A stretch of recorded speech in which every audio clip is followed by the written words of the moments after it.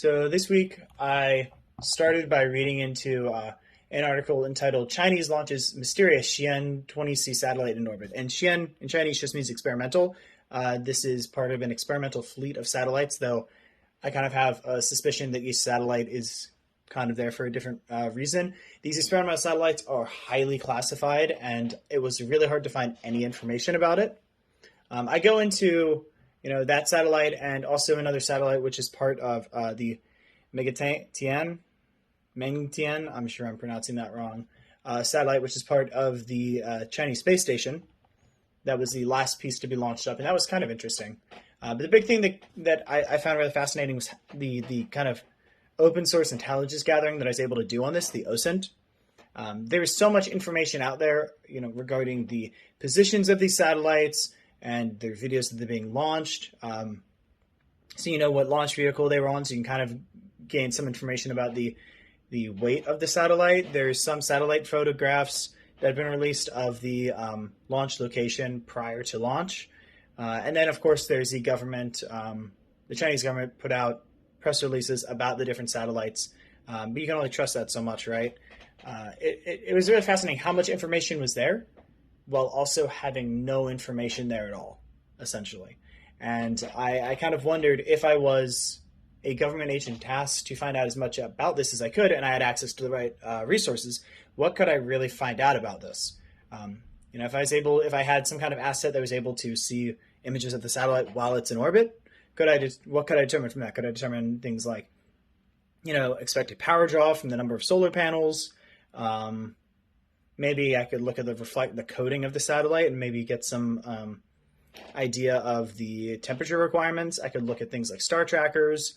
I could see if it's spin up, spin down, stationary, that kind of stuff. And from that, you might be able to know if there are reaction wheels, torquers, things like that are keeping it stable, or things to keep it spinning. You'd be able to tell potentially what kind of payload it has, because a lot of the imagers, you don't want them spinning around like that because it kind of messes with the payload, or at least from my experience. What could you tell from that kind of stuff? Also, if you have access to the downlink, if you're able to kind of intercept the downlink as it's coming down and potentially decrypt it, that seems pretty unlikely these days.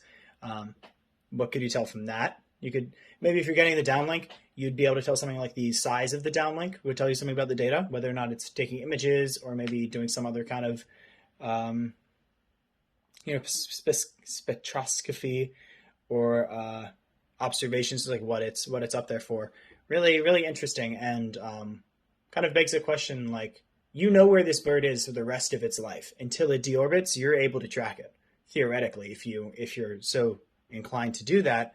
And you could spend that time really trying to figure out what the satellite's doing and just how long would it take you to do that.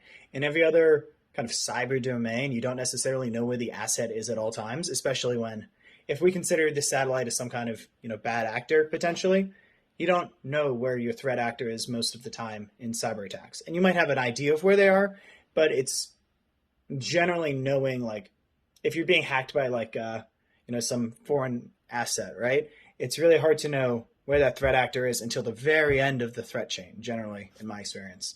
Or at least closer to the end of things. In this case, you know where it is the entire time, and you can observe it the entire time and how it acts the entire time. And I feel like that, is really powerful for intelligence gathering.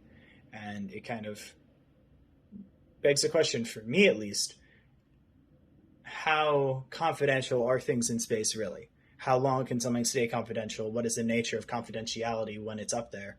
If you have smart enough people with enough industry knowledge who are, look into this thing for long enough, they can probably suss out what it is and what it's doing and what its purpose is.